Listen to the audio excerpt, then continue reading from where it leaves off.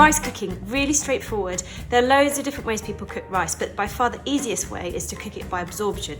And that means by weighing out the amount of rice and water and cooking it with the lid on to let the rice absorb all that liquid and then leave it to steam. It's a really easy ratio to remember.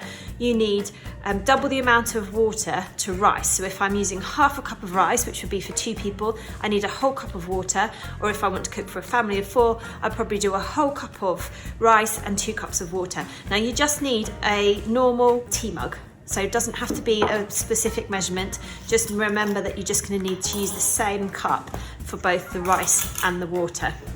So if I'm going to do rice for 2, I'm going to do half a cup of rice in my mug, pop that in to a pan, and then I'm going to add a whole cup of water.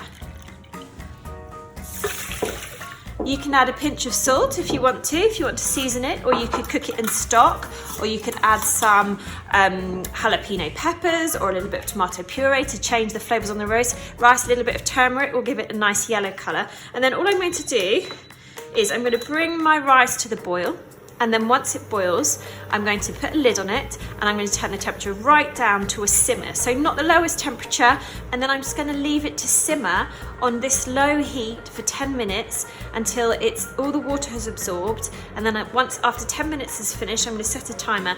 I'm just going to turn the heat off and take the pan off the heat and leave it for another 10 minutes to steam. My rice has simmered with the lid on for 10 minutes, and then after the 10-minute timer went off, we turned it off and just left it to steam for 10 minutes. And this is the end result. So you should have nicely steamed rice. Steam's all coming out now. And then what you can do is just take a fork and gently fluff it up, and you should end up with nice fluffy rice, perfect for chilies and curries and stir fries and anything else. It's really straightforward. You can see how hot that is. So if I wanted to leave it with the lid on for another 10 minutes, I can wrap it in a tea towel. It will hold so easily if you're not quite ready to serve. There you go.